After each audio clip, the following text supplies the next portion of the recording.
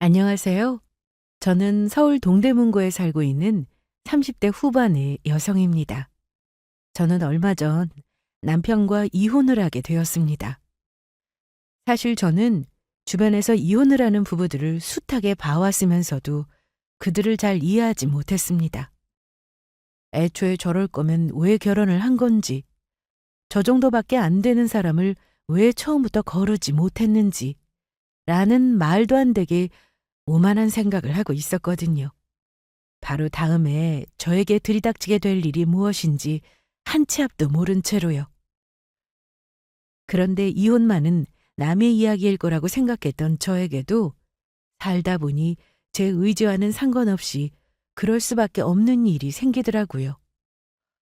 정말로 장담할 수가 없는 게 인생이구나라는 생각을 요즘 들어 저는 부쩍 많이 하고 있습니다.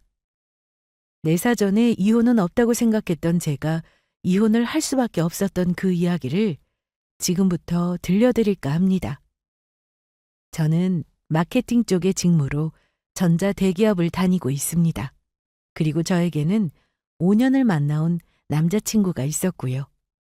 남자친구는 대학에서 컴퓨터 공학을 전공했고 동대학원에 진학해 같은 전공으로 석사학위를 받았습니다. 그리고 졸업한 후에는 IT 쪽에서 스타트업을 다니고 있었고요. 저희가 처음 만났던 건 각자 겹 지인으로 인한 친한 친구의 술자리 모임에서였습니다. 제가 친구에게 급하게 전해줄 물건이 있었는데 전화를 했더니 한참 술을 마시고 있다고 하더라고요. 민정아, 그때 말했던 거 오늘 전해줘야 할 것 같은데 나 내일부터 출장이라서 우리 한동안은 못 만나. 아, 그래? 나 지금 술 마시고 있어서 바뀐데 어쩌지? 너 어디서 마시는데? 여기 우리 회사 근처야. 나 친한 선배랑 마시고 있어. 너희 회사면 우리 집에서 별로 안 머니까 그냥 내가 가져다 줄게. 나한테 주소 찍어. 금방 갈게.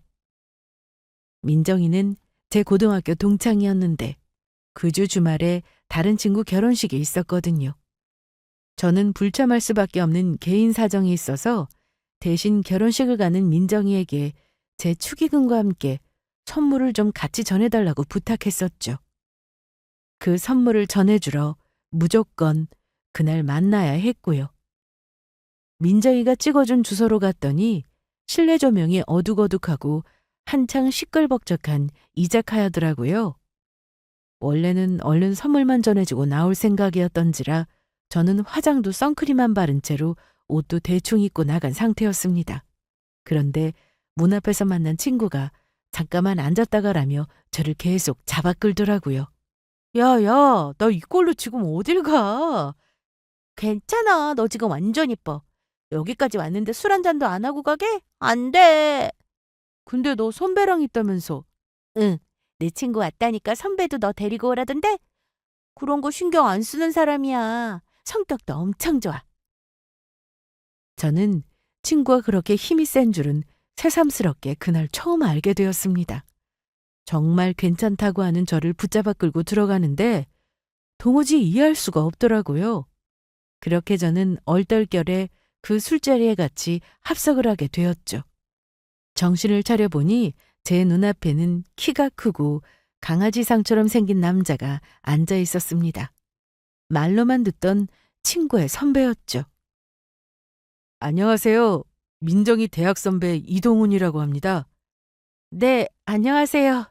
저는 정다혜입니다. 민정이가 하도 오라고 해서 앉긴 했는데 저 때문에 괜히 불편하신 거 아닌지. 아우, 절대 아닙니다. 제가 처음 보는 분이랑 술 마시는 걸 또 좋아합니다. 공연히 눈치도 없이 술자리에 끼게 된 건 아닌가 싶었는데 선배분이 괜찮다며 환하게 웃으시더라고요. 그때 제가 첫인상으로 받았던 느낌은 솔직히 말해서 조금 귀엽긴 하네 였습니다. 사실 제가 강아지상의 얼굴을 유구하게 좋아했었거든요. 어릴 때부터 지속되었던 건 확고한 저만의 취향이었죠. 그리고 그런 취향을 제 친구가 누구보다 잘 알고 있었고요. 이래서 민정이가 잠시만 앉았다가라고 그렇게 밀어붙였나 싶을 정도였습니다. 거기다 얼굴만 제 취향인 줄 알았더니 대화 코드도 저랑 무척이나 잘 맞더라고요. 특히나 개그 코드가 그랬죠. 얼굴도 귀여운데 대화도 잘 통한다니. 정말 보기 드물게 희귀한 사람이 아닐 수가 없었습니다. 그렇게 저희는 그날 즐거운 대화를 나누었고 뭔가 아쉽다는 생각을 자꾸 하면서 헤어지게 되었어요. 저는 예정대로 그 다음 날 출장을 떠났고요. 그런데 며칠이 지나서 모르는 번호로 연락이 왔더라고요. 누군가 싶어 들어가 보니 뜻밖에도 그분이었습니다. 민정이에게 제 연락처를 물어봤다고 하시면서요. 짧은 몇 마디 인사 끝에 나온 본론을 요약하자면 그날 만나게 돼서 너무 반가웠고 짧은 시간이었지만 호감을 느꼈다. 출장에서 돌아오시면 저녁이라도 사드리고 싶은데 괜찮으시면 뵙고 싶다는 내용이었습니다. 저도 그 며칠 새 아쉽다는 생각을 계속하고 있었으니 거절을 할 이유가 없었고요. 저는 다시 서울로 돌아가자마자 그 주 주말에 그분과 다시 만나게 되었습니다. 그게 대략 일주일 만의 만남이었죠. 얼굴을 보자마자 어쩐지 웃음이 나오더라고요. 어쩐지 뭔가 조금 민망하기도 하고 한편으로는 또 설레기도 해서요. 저 살면서 제일 큰 용기 내본 건데 거절당하면 어떡하나 진짜 고민 많이 했어요. 진짜요? 그런 것 치고는 너무 자연스럽게 약속을 잡으시던데요? 그렇게 보일 수 있었겠지만 사실 엄청 떨렸습니다. 전혀 안 떨리는 얼굴로 떨렸다고 하니까 웃기더라고요. 어쨌든 저는 그 선배분과 데이트 아닌 데이트를 몇 번쯤 더 했어요. 그리고 서로 마음이 잘 통한다 싶어 결국 사귀게 되었습니다. 처음 만났을 때부터 이렇게 될 운명이었나 싶은 생각이 들더라고요. 남자친구는 2년 전 오래 만났던 전 여자친구와 헤어진 이후로 오랜만에 하는 연애라는 말을 했습니다. 저 역시 오랜만에 다시 시작하는 연애였고요. 저는 연애세포가 다 죽어서 예전처럼 설레는 감정 같은 게 내 안에 남아있을까 하는 걱정이 있었습니다. 하지만 사람이 중요한 거지 시간이 중요한 건 아니더라고요. 서로 쿵짝이 잘 맞는다는 표현이 있죠? 알고 보니 저와 남자친구가 그런 사이였습니다. 저는 워낙 친구를 좋아하는 성격에 외향적이라 사실 주변에 친한 친구들이 많은 편이었어요. 하지만 남자친구가 생기니 그건 여자인 친구들과는 또 다른 느낌이더라고요. 무슨 일이 있어도 제가 1순위고 항상 저를 신경 써주는 사람이 있다는 건 말로 다 표현하기가 어려울 정도로 따뜻한 느낌이었습니다. 남자친구는 저를 참 잘 챙겼어요. 대단하게 뭘 하지 않더라도 매일같이 사소한 행동들로 저를 챙기고 있다는 걸 느끼게 해주었죠. 예를 들면 이런 것들이었습니다. 추위를 많이 타면서도 저는 한겨울에도 길거리를 돌아다닌 걸 좋아했거든요. 그럴 때마다 남자친구는 제 패딩 주머니에 미리 챙겨온 핫팩을 넣어주고는 했습니다. 제가 좋아하거나 싫어하는 음식을 발견하면 그걸 꼭 핸드폰 어플에 메모해 두었다가 다음번 데이트 때 식당을 고르면서 반영하기도 했고요. 머리가 자주 아픈 저를 위해서 가방에 항상 두통약과 여러 가지 진통제를 챙겨 다니는 것도 그 사람이었습니다. 이 사진 봐봐. 내 친구들이 저번에 놀러 가서 먹고 온 거라는데 너무 맛있어 보이지 않아? 그래. 도산대로 근처에 있는 식당이라며. 자기 저번에도 이야기했어. 아, 그랬나? 정신이 없네, 내가. 그래서 내가 다음에 데려가려고 찾아봤었는데 거기 한 달 동안 예약이 꽉 찼대. 예약 걸어두긴 했는데 일단은 비슷한 음식 하는 곳 있으니까 거기부터 먼저 데려가 줄게. 진짜요? 언제 다 찾아봤대? 너무 감동이다. 가고 싶다는 식당이 있으면 저와 헤어진 뒤에 꼭 찾아보기도 했고 한밤중에도 제가 배가 고프다고 하면 야식을 배달하고는 했어요. 당시에 제가 살고 있는 동네와 남자친구의 자취방이 있는 동네는 꽤 거리가 있었거든요. 왕복으로 대략 1시간 20분 정도 걸리는 거리였죠. 그 거리를 눈이 오나 비가 오나 제가 부르기만 하면 달려오는 사람이었습니다. 솔직히 말해서 집에서 놀고 있을 때야 운동하는 셈치고 다녀올 수도 있다지만 출퇴근을 하는 직장인은 일단 집에 들어가면 다시 나오기가 힘든 게 현실이잖아요. 제 남자친구는 그 수고로움을 마다하지 않고 제 일이라면 별로 귀찮은 기색도 없이 오더라고요. 너무 고마웠어요. 저희는 그렇게 5년간을 서로밖에 모르는 연애를 했습니다. 이제는 누가 보더라도 장기 커플이다 싶을 정도로 꽤 오랜 시간을 만나왔는데도 남자친구는 여전히 저에게 잘해주었고요. 이 사람이면 평생 함께하자는 약속을 하고 같이 살더라도 나를 실망시키는 일은 없겠다 싶은 생각이 들었습니다. 그래서 결혼을 하기로 마음먹었고요. 그때까지만 해도 저희는 아무런 트러블이 없었습니다. 저희는 양가에 결혼을 하려고 한다는 계획부터 미리 말씀을 드렸어요. 자세한 사정은 모르시더라도 각자 오래 연애한 상대가 있다는 건 알고 계셨기에 양가에서는 모두 다 환영하는 분위기셨어요. 서로 30대 초반에 만나 그때 저희 나이가 벌써 30대 중반에 접어들기도 했고요. 저희는 우선 결혼 박람회부터 구경을 하며 일단 대략적인 예식 준비에 관한 정보를 수집했습니다. 그리고 결혼식을 올릴 웨딩홀도 대충이나마 알아보았죠. 워낙에 먼저 결혼을 했던 친구들에게 귀에 못이 박히도록 들었던 이야기가 괜찮은 웨딩홀이 없다는 얘기였거든요. 조금이라도 괜찮다 싶으면 1년 뒤에 결혼을 한다고 해도 장소가 없다고요. 그래서 다소 성급한 느낌이 없잖아 있기는 했지만 인사를 드리러 가기 전에 일단 웨딩홀부터 예약을 끝내두었습니다. 그런 다음에 저희는 드디어 예비시댁에 먼저 인사를 드리러 가게 되었어요. 예비시댁은 마찬가지로 서울에 있었습니다. 원래 남자친구의 부모님 두 분이 다 서울이 고향인 토박이시라고 하시더라고요.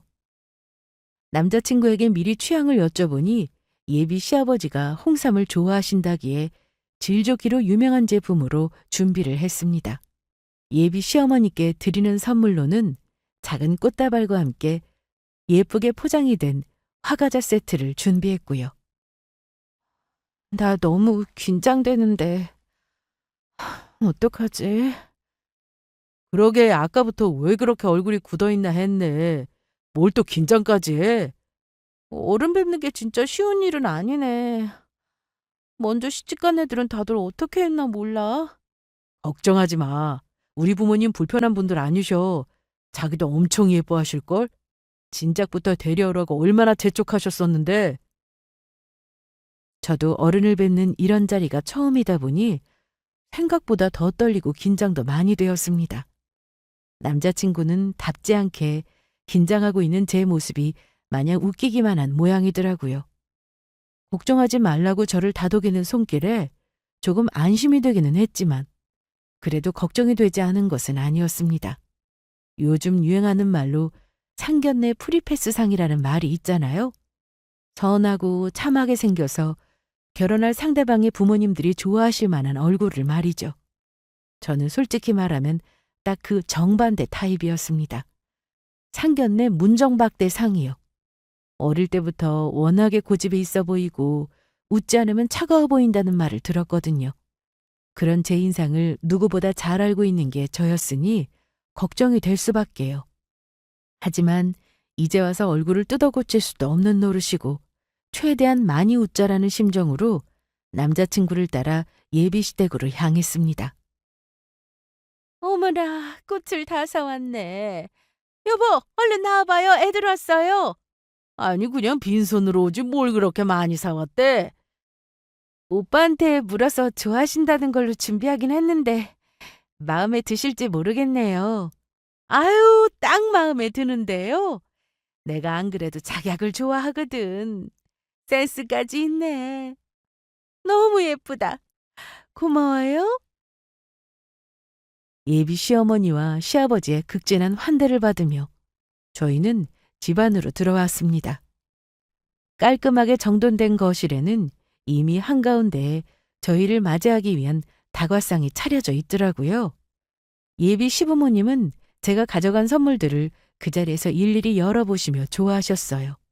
이건 누가 고른 거냐며 연신 묻기도 하셨고요. 그렇게 좋아하시는 모습에 저도 조금은 안심이 되었습니다. 덕분에 딱딱할 수 있었던 분위기도 많이 환기가 되었고요.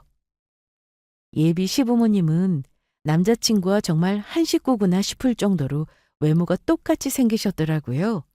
아무래도 부모 자식 간이니 그게 당연한 일이었겠지만요. 신기하게도 두 분을 딱 절반씩 빼닮은 게 남자친구였습니다. 통언니한테 듣자 하니까 대기업 다닌다고요? 네, 맞습니다. 마케팅 부서에서 일하고 있어요. 아이고, 얼굴도 예쁜데 똑똑하기까지 한가 보네요. 너무 마음에 든다. 우리 동훈이도 내가 그 회사 들어가라고 했는데 굳이 자기가 하고 싶은 게 따로 있다면서 고집을 피우더라고. 예비 시어머니는 아들이 대기업에 들어가기를 원하셨는데 아직도 거기에 대한 아쉬움이 크신 것 같더라고요. 부모님 세대는 굳이 이름만 들어도 알 수 있는 회사를 놔두고 작은 회사에 들어간 걸 이해를 못 하실 수도 있었으니까요. 저는 그저 웃기만 했고 남자친구는 고개를 절레절레 내저었습니다. 자주 들었던 이야기인 모양이더라고요. 그래, 결혼식장도 알아본 곳이 있다고 하던데. 아, 네. 요즘은 예식장 잡기가 워낙에 힘들다고 해서요. 취소도 가능하니까 일단 예약부터 해놓으라길래 양가 허락도 안 받고 먼저 예약부터 했는데 미리 말씀 못 드려서 죄송해요. 죄송하기는 동훈이가 사정은 미리 다 설명했어요. 우리도 너희들 알아서 좋은 날짜에 마음에 드는 곳으로 잘 잡아보라고 이야기했었고. 이해해 주셔서 감사합니다. 그런데 잡아둔 날짜도 8개월이나 더 뒤던데 조금 더 빨리는 어렵나?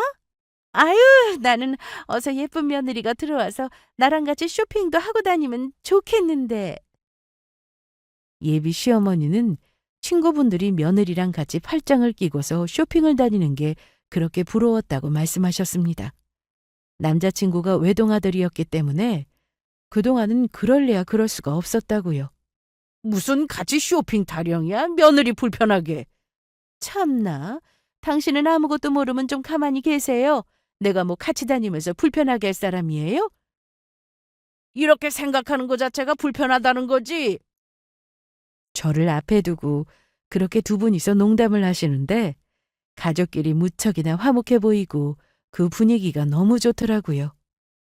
예비 시어머니는 제가 옷 입은 것도 세련되고 센스도 있어 보이니까 옷 살 때 같이 다니면 좋을 것 같다면서 다음에 백화점에 가자며 몇 번이나 당부를 하셨습니다. 저는 그저 어머님이 쇼핑을 참 좋아하시나 보다 하고 웃어 넘겼죠. 그렇지 않아도 이 자리에서 보니 엄청 화려한 옷차림이셨어요. 옷도 옷이었지만 귀걸이에 목걸이에 팔찌에 반지까지 세트로 맞춘 듯한 진주와 금반지가 눈이 부실 정도로 번쩍번쩍 하더라고요. 저희 어머니는 평소에 결혼 반지 하나 달랑 끼고 다니실 정도로 화려한 액세서리와는 거리가 먼 분이셨거든요.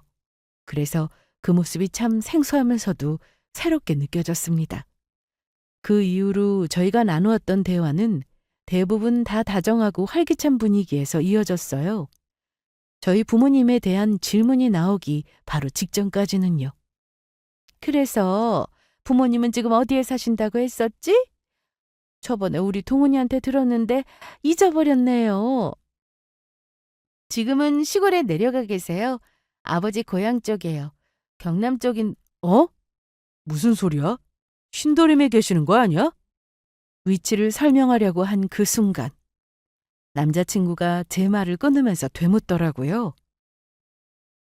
아니야. 부모님 2년 전에 이사 가셨어.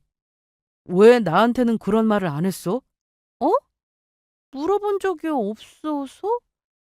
이야기할 틈이 없었지. 남자친구는 조금 당황한 눈치였습니다. 저는 그게 더 어리둥절했죠. 이 상황이 당황스럽기는 저도 마찬가지였습니다. 저는 정말로 물어본 적이 없어서 말을 하지 않았을 뿐이었거든요. 딱히 숨겨야겠다 이런 생각은 당연히 없었고요. 심지어 애초에 그게 왜 숨겨야 하는 일인지도 이해가 되지 않았지만요.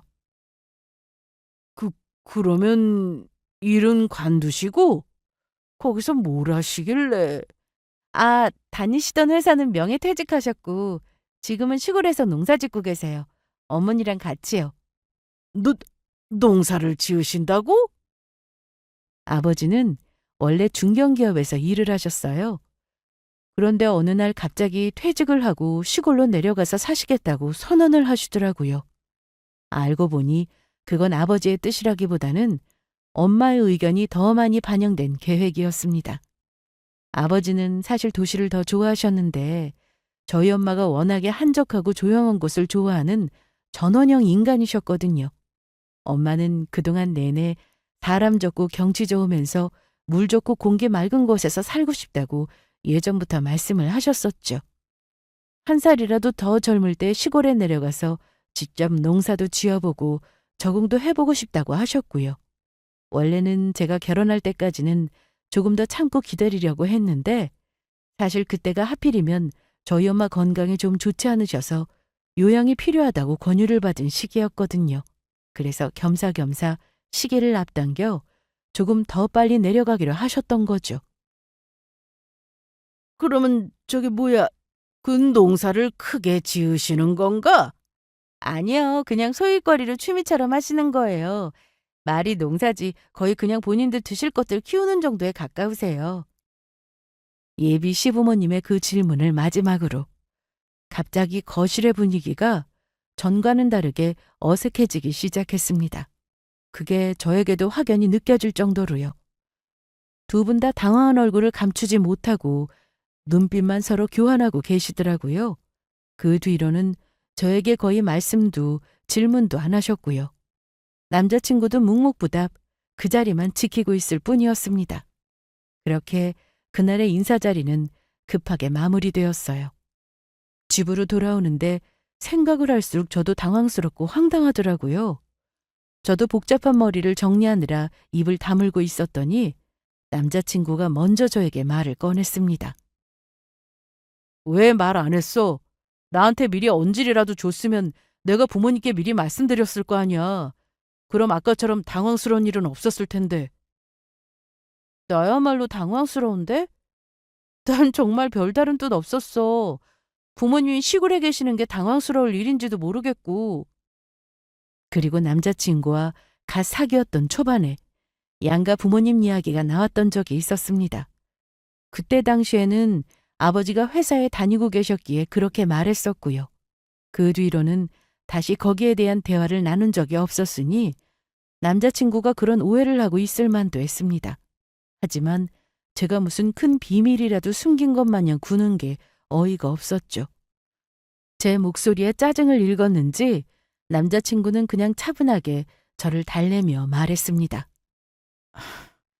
아니야. 자기 부모님이 시골에 계시는 게 당황스러운 게 아니라 여태껏 만나면서 나한테 한 번쯤 그런 이야기를 할 수도 있는데 안 했던 게 좀 그런 거지.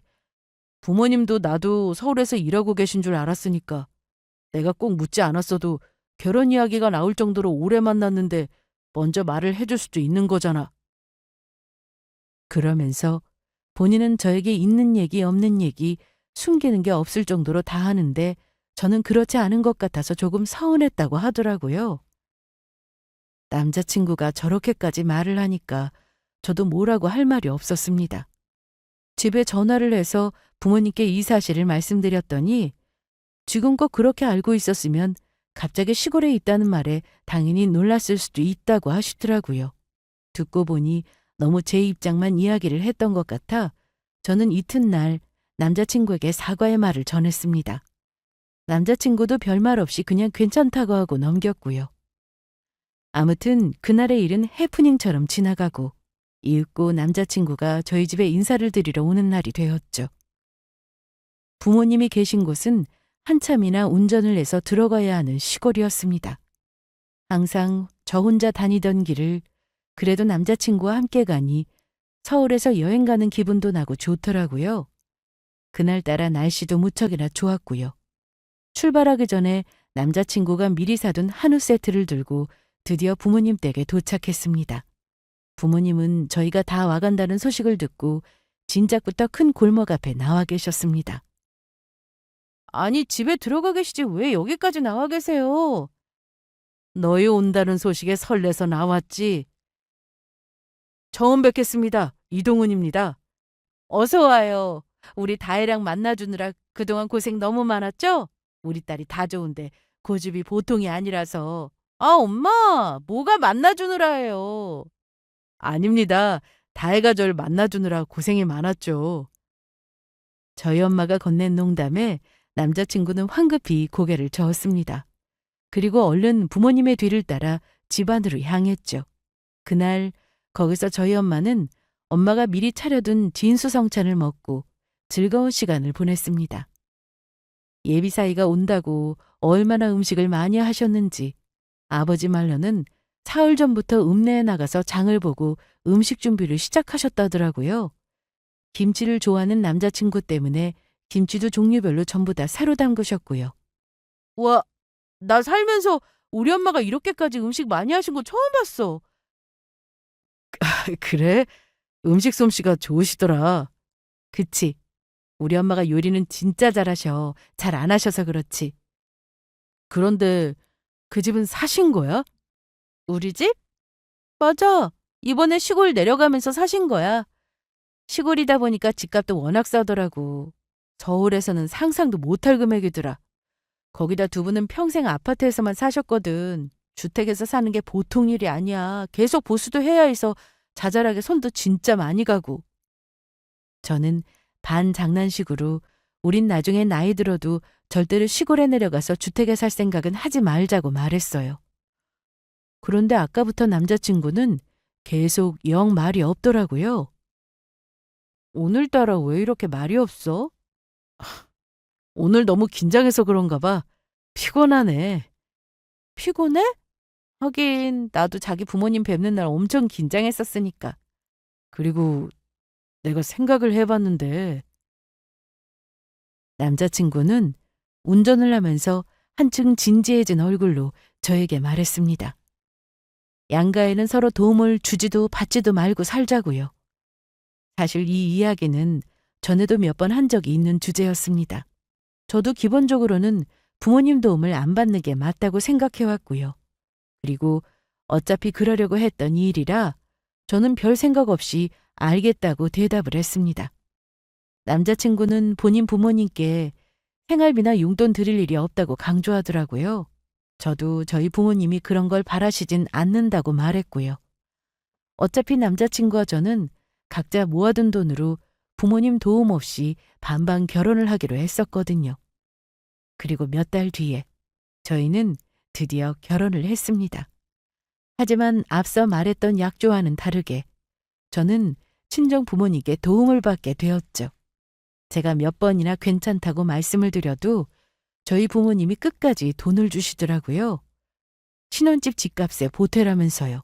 저희는 각자 모아둔 돈이 부족해서 신혼집 대출을 조금 받았었거든요. 결국 그 돈은 대출금을 상환하는 데 썼죠. 시댁에서는 약속대로 정말 한 푼도 도와주지 않으시더라고요. 오히려 저희 부모님이 돈을 주셨다는 소식에 정말 뜻밖이라는 표정을 지으셨습니다.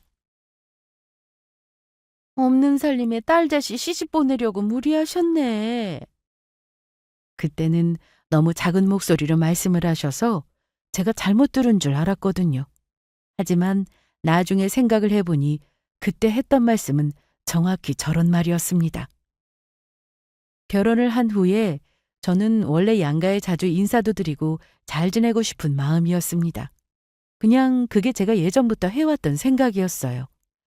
친구들은 시부모님은 최대한 안 만날수록 좋다는데 저는 저희 부모님을 모시듯이 시부모님과도 가깝게 잘 지내면 좋을 것 같다는 생각을 했었거든요. 하지만 남편의 생각은 저와 정반대였습니다. 효도는 각자 셀프로 하는 게 제일 좋다며 저에게도 강요하지 않을 테니 본인에게도 강요하지 말라고 하더라고요. 물론 남편의 말도 일리가 있었습니다. 하지만 실상은 꼭 그렇게 칼로 무 자르듯이 정확하게 구분이 되는 것도 아니었습니다. 시댁은 서울에, 그것도 저희 신혼집 근처에 있었거든요.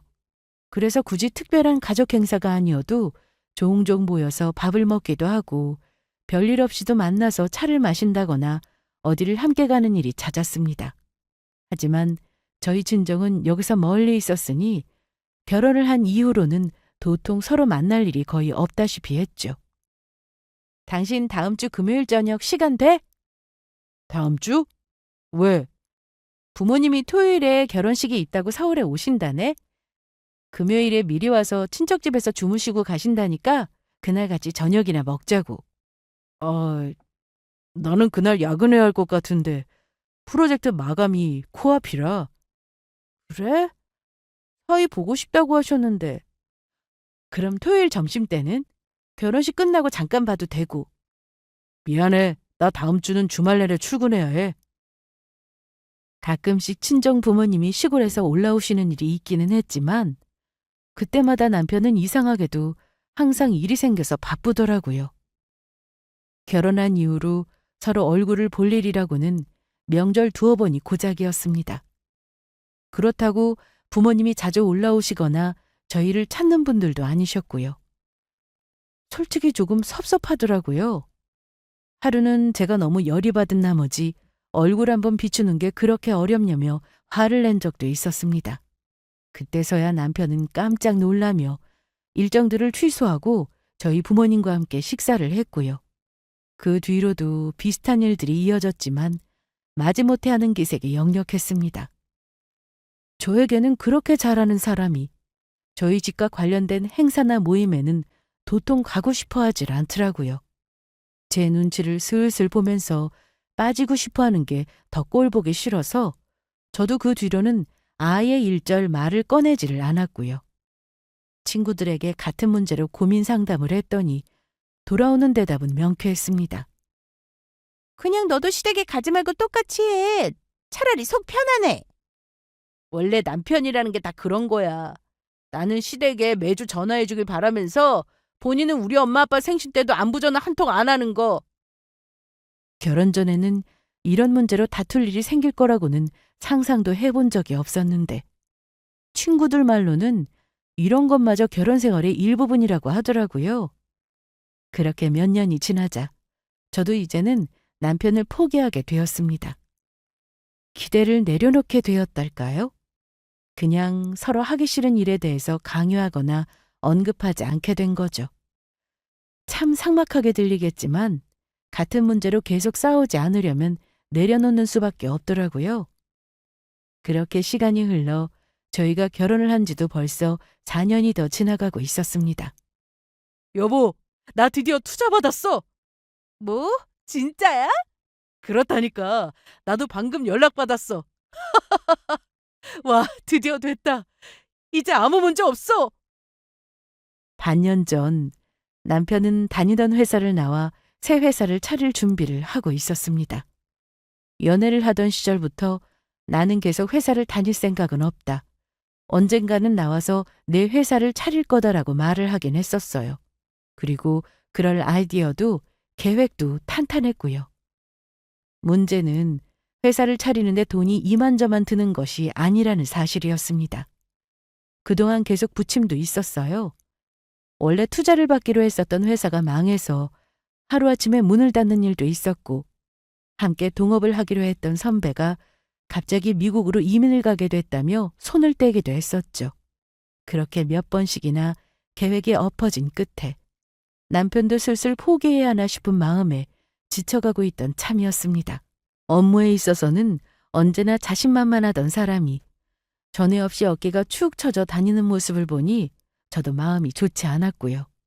그런데 드디어 이번에 투자를 받게 된 것이었습니다. 심지어 처음에 계획했던 안을 훨씬 더 상회하는 금액이었어요.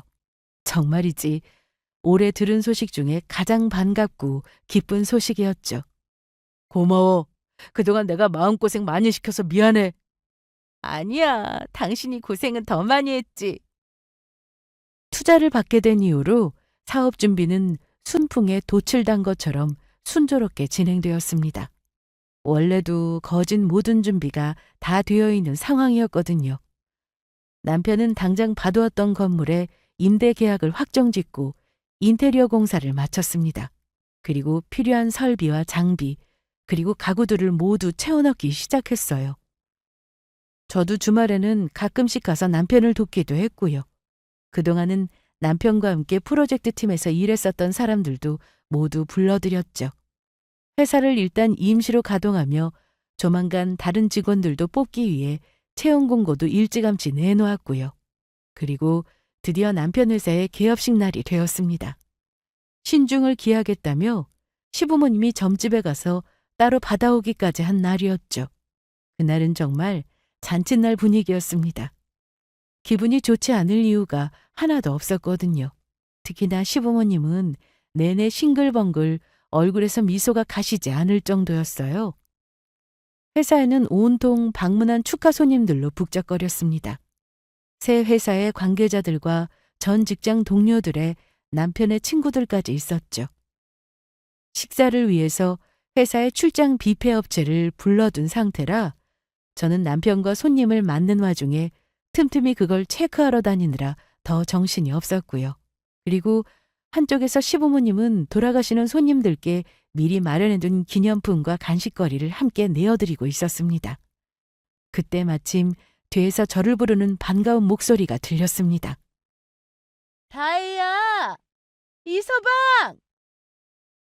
그 반가운 손님은 바로 저희 부모님이셨습니다. 저는 생각지도 못했던 두 분의 모습에 깜짝 놀라고 말았죠. 오늘이 남편 회사의 개업식이라는 말은 진작부터 전해드렸었지만 부모님이 오신다는 말씀은 어제까지만 해도 없으셨었거든요.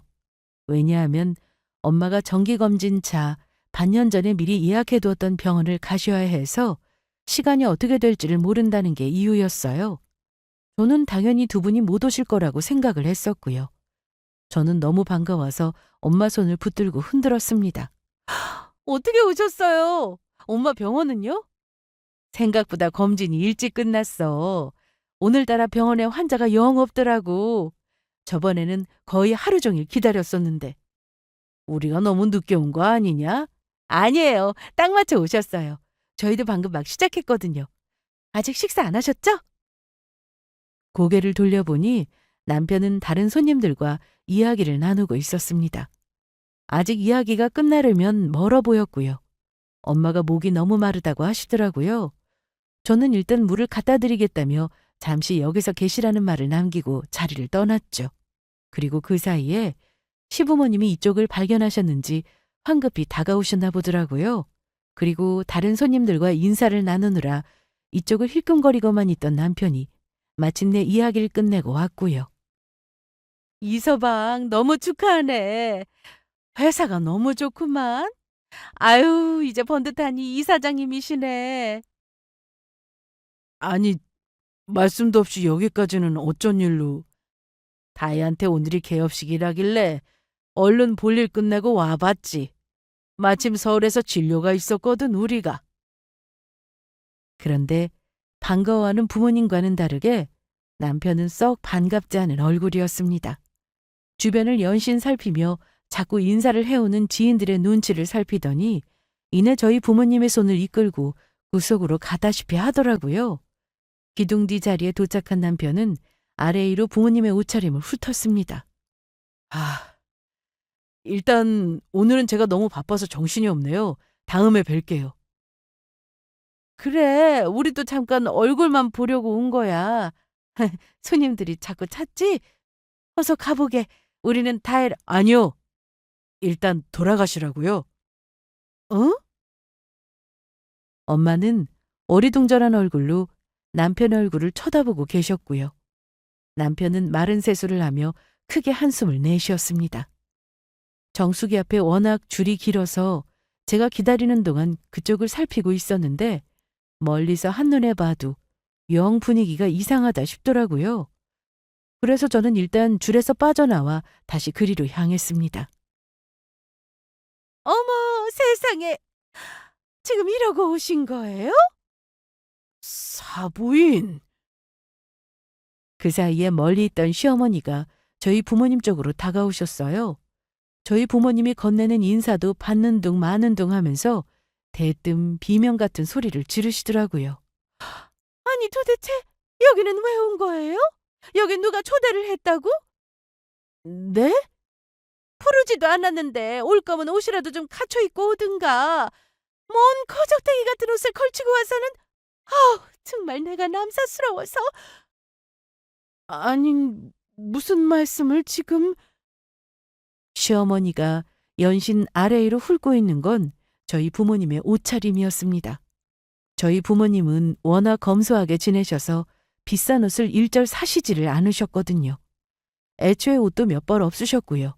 아버지는 안에 깔끔한 흰 셔츠에 검은 바지를 입고 오셨습니다. 다만 밖에 걸치고 계신 옷이 브랜드가 없는 검은 잠바였어요. 저도 잘 알고 있는 옷이었죠. 그건 아버지의 몇 벌 없는 외출복이었거든요.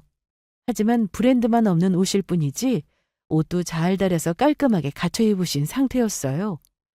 시어머니 말처럼 거적대기 같은 걸 걸쳐 입으신 게 전혀 아니었고요.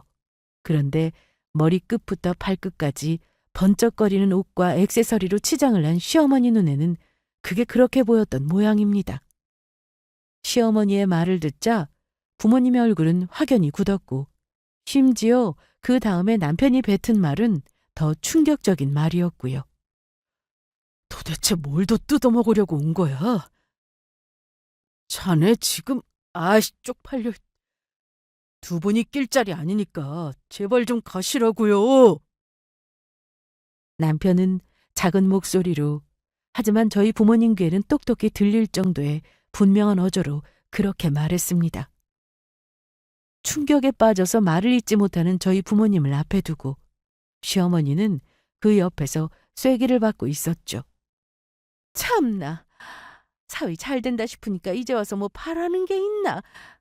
아니 뭐하고 서 있어요? 누가 보기 전에 당장 나가라는데. 여기가 어디라고 찾아와?